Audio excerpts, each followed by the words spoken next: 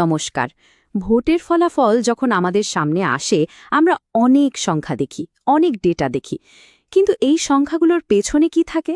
থাকে মানুষের আশা, তাদের আকাঙ্ক্ষা, তাদের দৈনন্দিন জীবনের লড়াইয়ের গল্প। আজ আমরা সুজাপুরের রাজনৈতিক প্রেক্ষাপটকে ঠিক এভাবেই বোঝার চেষ্টা করব। আমরা দেখব ভোটের রায়ের পেছনে মাটির বাস্তবতার গল্পটা ঠিক কী। আমাদের লক্ষ্য কোনো পক্ষ নেওয়া নয়, বরং তথ্যের ভিত্তিতে একটা পরিষ্কার ছবি তুলে ধরা, যা হয়তো সুশাসনের পথ দেখাতে পারে।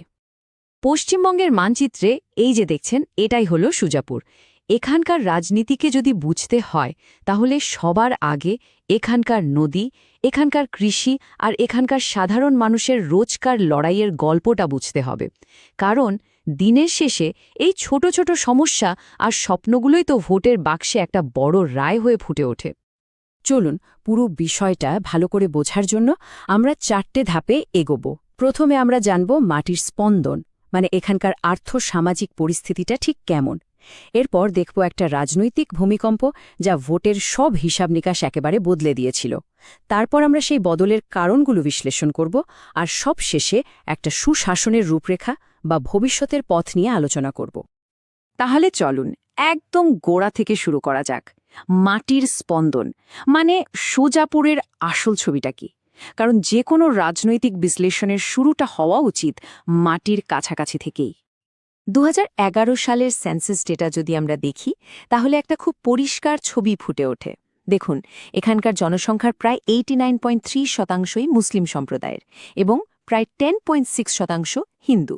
আর তার থেকেও বড় কথা হলো প্রায় 68.5% মানুষ গ্রামে থাকেন। তো বুঝতেই পারছেন, এখানকার রাজনীতি, সমাজনীতি সবকিছু নারীতেই জড়িয়ে আছে এই গ্রামীণ আর সংখ্যালঘু চরিত্রটা। আর উন্নয়নের দিকে যদি তাকাই, মালদা জেলার মানব উন্নয়ন সূচক বা হিউম্যান ডেভেলপমেন্ট ইন্ডেক্সটা দেখুন, মাত্র 0.44, মানে রাজ্যের গড় মানের থেকে অনেকটাই নিচে। এর সোজা মানে হল এখানকার মানুষের জন্য ভালো শিক্ষা, স্বাস্থ্য পরিষেবা বা উন্নত জীবনযাত্রার সুযোগ সবই বেশ সীমিত। আর তার ছাপটাই আমরা দেখতে পাই এখানকার পরিকাঠামোর দুর্বলতায় আর কম সাক্ষরতার হারে। তো এই সবকিছুর মধ্যে দিয়ে এখানকার মানুষজনকে রোজ কি সমস্যার মোকাবেলা করতে হয়? দেখুন, প্রতি বছর বন্যা আসে, নদীবাঁধ ভেঙে ঘর, জমি সব ভাসিয়ে নিয়ে যায়। কৃষকরা যখন ধান বিক্রি করতে যান সেখানেও দুর্নীতির ফাঁদ।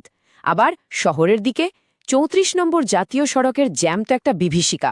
এর সাথে তো বেকারত্ব আর অপরাধের সমস্যা আছেই। এই যে রোজকার জমে থাকা একরাশ ক্ষোভ, এটাই কিন্তু ভোটের দিন একটা বড় নির্ণায়ক হয়ে ওঠে। এখন আমরা দেখব এই সব ক্ষোভ কিভাবে একটা রাজনৈতিক ভূমিকম্প ঘটিয়ে দিল 2021-এর নির্বাচনে। আর এখানেই একটা কথা মনে রাখা দরকার, আমাদের সংবিধানে প্রত্যেক নাগরিকের মর্যাদা আর মত প্রকাশের অধিকারের কথা বলা আছে। মানুষের এই যে সমস্যাগুলো, এগুলোকে বোঝা আর তা নিয়ে জনসমক্ষে দায়িত্বের সাথে আলোচনা করা, এটাই তো সুস্থ গণতন্ত্রের চিহ্ন। তো চলুন সেই প্রেক্ষাপটেই আমরা ফলাফলের দিকে তাকাই। স্ক্রিনে এই বার চার্ট একবার দেখুন। 2016 আর 2021-এর ভোটের একটা সরাসরি তুলনা। নীল রঙে কংগ্রেস, সবুজ তৃণমূল আর গেরুয়া বিজেপি। খালি চোখে দেখলেই তফাৎটা পরিষ্কার, তাই না? 2016-র ছবিটা 2021-এ এসে যেন পুরো উল্টে গেল। এই অমূসাম পরিবর্তনটা নিয়েই আমরা কথা বলবো। পরিবর্তনটা ঠিক কত বড় সেটা সংখ্যাগুলো দেখলে আরও স্পষ্ট হবে। ভাবা যায়, 2016-তে কংগ্রেসের ভোট ছিল প্রায় 58%, আর 2021-এ সেটা হুড়মুড়িয়ে নেমে এলো মাত্র 10.73%। ঠিক উল্টো দিকে তৃণমূলের ভোট 30.18% থেকে সোজা লাফজিয়ে পৌঁছল প্রায় 73.44%। একে সাধারণ বদল বলা চলে না, এ যেন একটা আস্ত রাজনৈতিক সুনামি। কিন্তু প্রশ্নটা হলো, এমনটা হলো কি করে? মাত্র 5টা বছরে একটা দলের গড় থেকে প্রায় 48% ভোট হাওয়া হয়ে গেল। ভোটারদের মনে এমন কি ঘটল যে দশকের পর দশক ধরে চলে আসা একটা বিশ্বাসে এত বড় চির ধরল? উত্তরটা কিন্তু বেশ জটিল। চলুন এই বদলের কারণগুলো একটু তলিয়ে দেখি। এখানে আমরা কোনো ব্যক্তিবিশেষের দিকে আঙুল তুলব না, বরং সিস্টেমটা বোঝার চেষ্টা করব যা এই ফলাফলের জন্ম দিয়েছে। দেখুন, সুজাপুর মানি একসময় ছিল গনি খান চৌধুরী পরিবার আর কংগ্রেসের কথা। দশকের পর দশক ধরে এটাই ছিল এখানকার রাজনৈতিক পরিচয়, একটা অটুট দুর্গ। একসময় মনে করা হতো এই দুর্গে ফাটল ধরানো প্রায় অসম্ভব। কিন্তু 2021-এ এসে সেই দুর্গের দেওয়ালে ফাটল ধরল। একদিকে কংগ্রেসের সেই পারিবারিক উত্তরাধিকারের মধ্যে অন্তর্দ্বন্দ্ব দেখা দিল, নেতৃত্ব দুর্বল হল, আর ঠিক সেই সুযোগটাই কাজে লাগাল রাজ্যের শাসক দল তৃণমূল। তারা কংগ্রেসের হাতছাড়া হতে থাকা ভোট ব্যাংকটাকে খুব সফলভাবে নিজেদের দিকে টেনে নিল। আর তার সাথে ছিল সরকারের বিভিন্ন জনকল্যাণমূলক প্রকল্প, যা সরাসরি মানুষের কাছে পৌঁছানোর ফলে ভোটারদের মন জয়ে অনেক সাহায্য করেছিল। কিন্তু গল্পটা এখানে শেষ হলে খুব সহজ হয়ে যেত। একটা কথা আছে না, ভোটাররা খুব বুদ্ধিমান, তারা প্রত্যেকটা নির্বাচনের জন্য আলাদা করে অঙ্ক কষে। সুজাপুরের ক্ষেত্রেও ঠিক তাই হয়েছে। বিধানসভার ফলাফলের পর যা ঘটল তা সত্যি অবাক করার মতো। এই টেবিলটা দেখুন, 2021-এর বিধানসভা নির্বাচনে জিতল তৃণমূল, অথচ মাত্র 3 বছর পর 2024-এর লোকসভা নির্বাচনে সেই একই কেন্দ্র থেকে জিতে গেলেন কংগ্রেস প্রার্থী। ভাবুন, যে প্রার্থী বিধানসভায় বিপুল ভোটে হেরেছিলেন তিনিই লোকসভায় জিতলেন। একেই বলে স্প্লিট টিকেট ভোটিং, মানে ভোটাররা রাজ্যের সরকারের জন্য একজনকে বাছছেন, আবার কেন্দ্রের সরকারের জন্য অন্যজনকে। এটা কিন্তু ভোটারদের রাজনৈতিক সচেতনতারই একটা বড় প্রমাণ। বেশ, আমরা অতীতটা তো বিশ্লেষণ করলাম, কিন্তু এখন প্রশ্ন হলো ভবিষ্যৎটা কি? সুজাপুরের এই এত গভীর সমস্যাগুলো থেকে বেরিয়ে আসার পথ কি হতে পারে? একটা সুস্পষ্ট দিশা বা ব্লুপ্রিন্ট তো দরকার।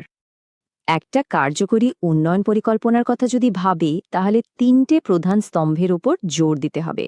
প্রথমত পরিকাঠামো, কিন্তু তার সাথে একটা ডেডলাইন জুড়ে দিতে হবে, যেমন 2026-এর মধ্যে NH-34-এর কাজ শেষ করা বা 2 বছরের মধ্যে নদী বাঁধ মেরামত। দ্বিতীয়ত চাকরি, ধরা যাক 50 কোটি টাকার একটা কৃষি ও স্কিল হাব, যা বছরে 5,000 তরুণ তরুণীকে ট্রেনিং দেবে। আর তৃতীয়ত জনকল্যাণমূলক প্রকল্পগুলো যাতে ঠিকঠাক কাজ করে। এখানেই কিন্তু নাগরিকদের ব্যক্তিগত তথ্যের সুরক্ষা আর সম্মতির প্রশ্নটা আসে। যখন সরকারি প্রকল্পের টাকা সরাসরি ব্যাংক অ্যাকাউন্টে যায়, তখন এটা নিশ্চিত করতে হবে যে মানুষের ডেটা সুরক্ষিত থাকছে এবং স্বচ্ছতা বজায় রাখা হচ্ছে। এটা সুশাসনের একটা খুব জরুরি অঙ্গ। আসলে এই সব কিছুর মূল লক্ষ্য একটাই, একটা বিশ্বাসের স্থাপত্য বা আর্কিটেকচার অফ ট্রাস্ট গড়ে তোলা। এর মানে খুব সহজ, মানুষ ভোট দিয়ে যে রায়টা দিচ্ছে, সরকার যেন কাজের মাধ্যমে সেই রায়ের মর্যাদা রাখে। প্রতিশ্রুতি আর বাস্তবের মধ্যে যখন কোনো ফারাক থাকে না, তখনই তো সাধারণ মানুষের বিশ্বাসটা ফিরে আসে।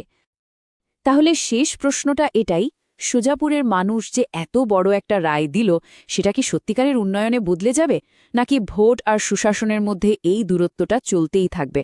এর উত্তর কিন্তু লুকিয়ে আছে ভবিষ্যতের গর্বে, কারণ মানুষ এখন শুধু কথা নয়, কাজ দেখতে চায়।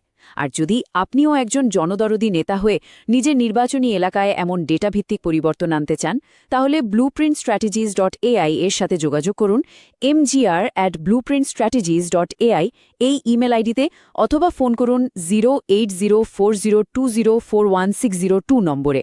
উদ্দেশ্য হোক রাজনীতির ঊর্ধ্বে,